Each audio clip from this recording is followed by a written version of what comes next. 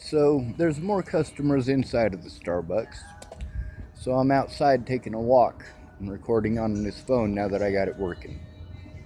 This allows me some privacy to talk about the things I need to talk about, but it also leaves my stuff unattended. So I'm looking at it through the window so that nobody steals it, not that anybody would.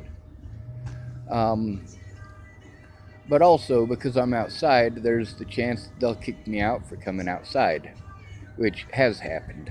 Not at this Starbucks, but at several of the places that I've been, including a McDonald's and a Starbucks, two Starbucks, sorry.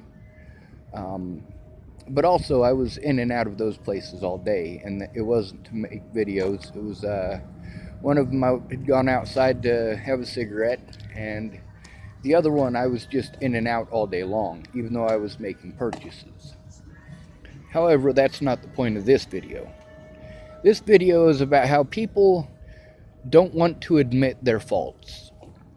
See, a lot of people, like Shannon Alvarado, for example, she had offered to talk to Dan about the situation there with me not being happy with him about assuming the worst in me.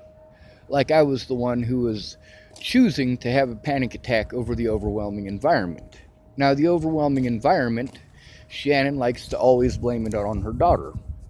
Well, for me, it's not. It's Shannon, her alcoholism, and the fact that she hits repeat as soon as she starts drinking. Literally, she will say the same thing 90 times in one conversation. She doesn't hear anything that I say because she's drunk. It's all what she has in her head. So she's like, well, I can write a report about, you being here. And I'm like, well, I've been on shutdown mode the whole time that I've been here, Shannon. She's telling me that she can call Dan and try to clear up the situation. She can't. She's not even willing to admit she's an alcoholic. So that, for me, represents a major issue because a lot of the people that I have issues with are alcoholics. It's because they get the same way that she does. But also it's the fact that I'm pretty well trapped in that environment. Now, if she makes a statement, she was telling me, well, there's got to be a way that I can make a statement and just leave that part out. I'm like, no, not really, because I am having a sensory issue because of the way that you are acting because you're drunk.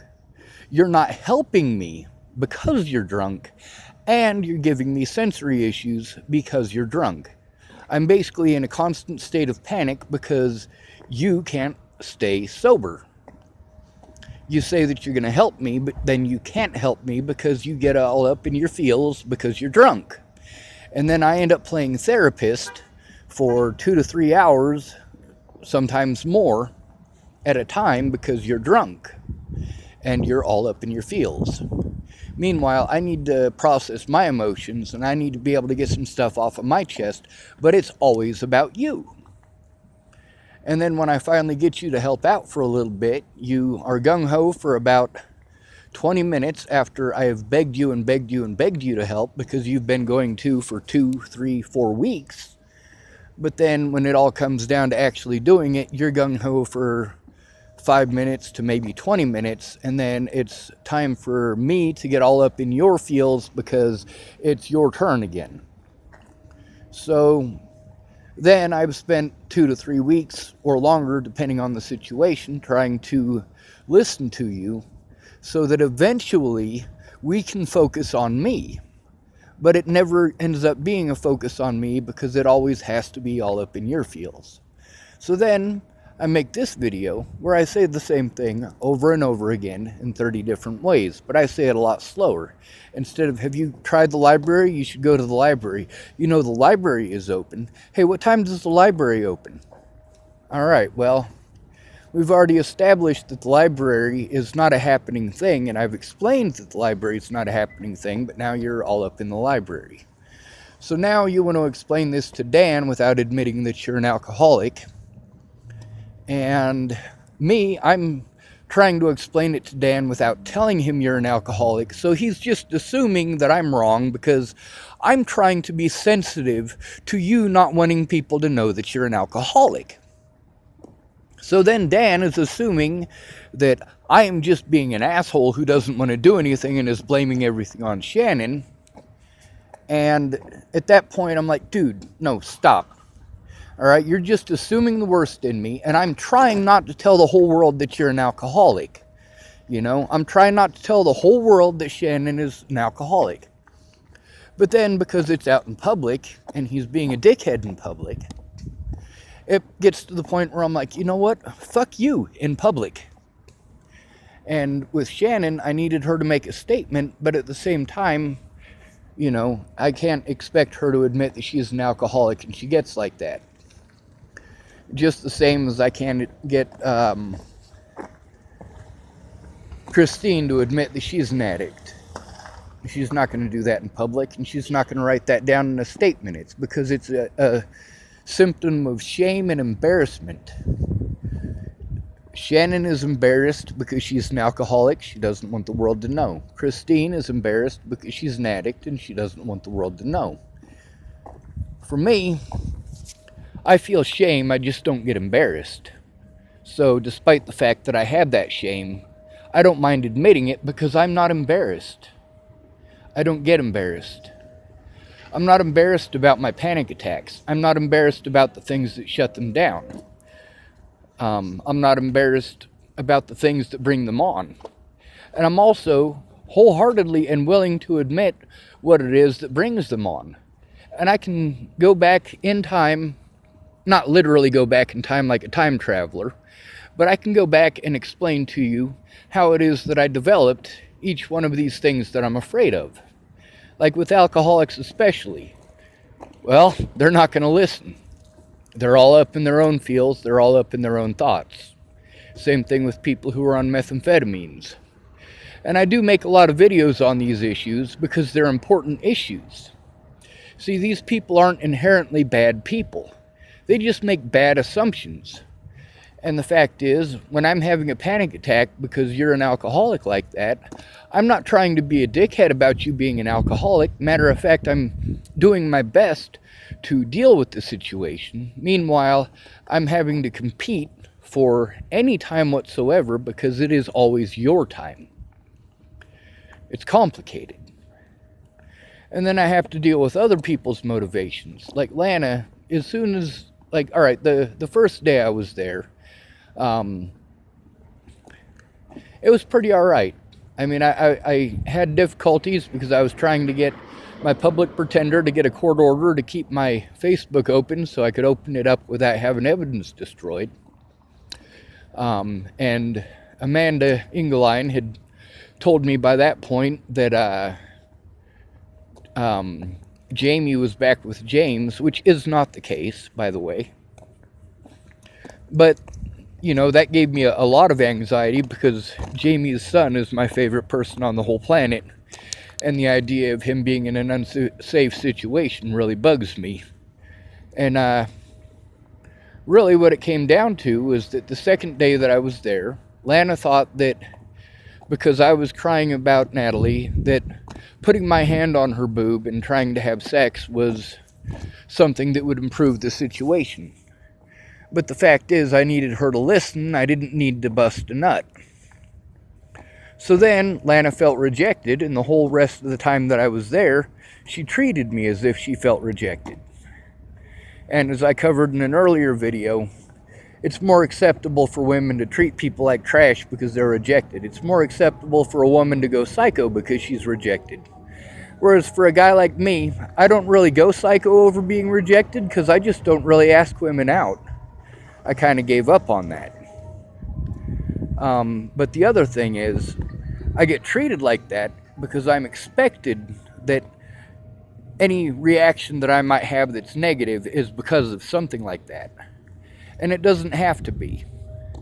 I know a lot of guys who go psycho because the girl that they wanted said no.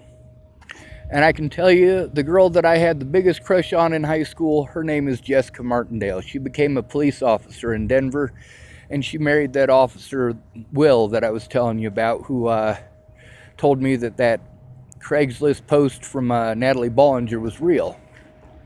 Now, when Jessica told me no, when I asked her out, I was fine with that. I am still fine with that to this day. But if I was to have an issue with Jessica, maybe not this many years down the line, because high school was, well over a decade ago, 2 decades ago. My God, I'm old. But, at the time, if I'd have had a major issue with her, it would have just been assumed that it was because she rejected me. And for a guy, it's a different set of rules and a different set of expectations. When people just assume the worst and don't bother to find out the situation, that does give me a lot of anxiety because I have no protection against this. I have the option of leaving the situation. Now, the major issue is when you can't leave the situation. Like with the case in Virginia, I left the situation. I drove all the way to Boulder. It had gotten to Boulder before I even got to Boulder. How messed up is that? But then there's the situation where I went from Boulder to Chapel, Nebraska, because that was another place for familiarity for me. And as we all know, somebody with autism, has issues with sensory issues, and familiarity, routine is extremely important. But also that familiarity is important, and now I can't go to the only two places where I really have any familiarity, because this situation from Virginia followed me. Now, when I was trying to explain that the phone was messed up, I got the stop blaming me. Well, you know what? That phone in Virginia, that's right. To some degree, it is blaming Alicia for that phone. And to some degree, it is blaming me as well, because I should have been more adamant about the word no. No, I don't want that phone. I know it's a gift, and people say don't look a gift horse in the mouth. So, I'm trying to go along with that right there because those two young women were absolutely wonderful. But also, I didn't know that phone was going to be the demonic possessed piece of crap it was. And that's not to say it was literally demonically possessed, because it wasn't. It was just the way that it did not work. And then my technical ineptitude when it came to trying to work it. And when I say that Alicia didn't show me how to use it, but she told me that she would, she did tell me she'd show me how to use it. Is it her fault that I didn't know how to use it? No. It's not her fault. I didn't know how to use it just because I didn't know how to use it. That's pretty simple. But also, I didn't learn how to use it as quickly as I could have because she didn't keep her word. Is she a bad person for not keeping her word? No, she had a lot on her plate.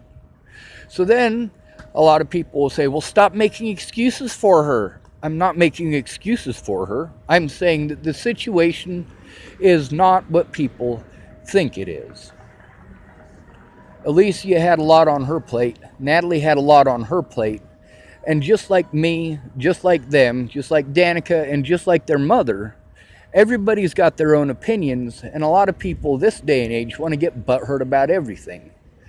The problem with me is that I'm not trying to get butthurt. I am trying my best to be understanding.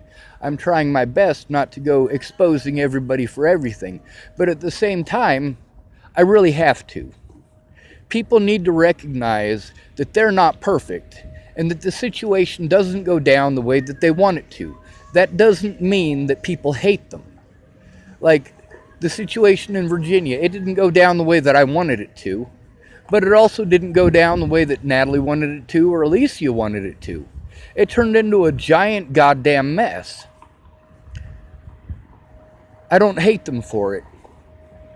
What I hate is the way that I was treated because of other people's bad assumptions. I hate the fact that I was assaulted on multiple occasions, despite the fact that I am not a violent person. I advocated for peace. I took a lot of lumps before I ever swung back at anybody. And really, you have to attack me multiple people on one in order for me to defend myself at all. When Crystal Beauchamp went crazy on me, I held her off with snot rockets because I didn't want to hit her. When that guy behind the pedestrian shop assaulted me, that was, I want to say 2013 or so, I don't know for certain. But that guy, you know, he was obviously coming down off of whatever drugs he was on. He was emotionally distraught because he just had a knockdown, drag out argument with his girlfriend in an alley on Pearl Street. And he was obviously drunk. I could smell it on him. But he was hitting the ground, and his fist was ricocheting off the ground into the side of my head. It was at that point that I realized this guy was so messed up that I had to defend myself. So I grabbed a hold of his ear, and he was in the top mount position, and he had some real curly hair, and I got his hair tangled in my fingers, and I just punched him in the head. I rolled him over, and I punched him in the face. Really, really nice punches, you know. I just wanted to punch him enough for him to bleed so that he'd stop hitting me, and he just wouldn't bleed. So eventually he's saying this in a calm voice, by the way. He's saying, "I'm done, I'm done, I'm done, I'm done." So I did the right thing. I let him be done. I got up off of him, and I let him go about his business. And he looked fine when he walked away. Of course, I saw him a week later, and he was all sorts of colors on his face. But I wasn't intending to hurt him. My intent was to get him to not kill me on accident. He was not going to stop swinging at me. And after breaking up with his girlfriend, he thought that he could get away with taking it out on a homeless person. And he did. I didn't call the cops on him. I did let the lady at the pedestrian shop know. Her name is Kinga. Anyway, that's the full extent of this video, I suppose. The second time I screamed at Shannon, that video, there's a point about that. I'd already explained to her on multiple occasions, or at least attempted to, that me and Lana and Amanda were not friends anymore. When I left Montana, I got on a bus. They had told me, and I had a feeling that I wasn't going to be going back there. But they reassured me, and they told me that I should leave my stuff there, including my computer and my notebooks. And I did.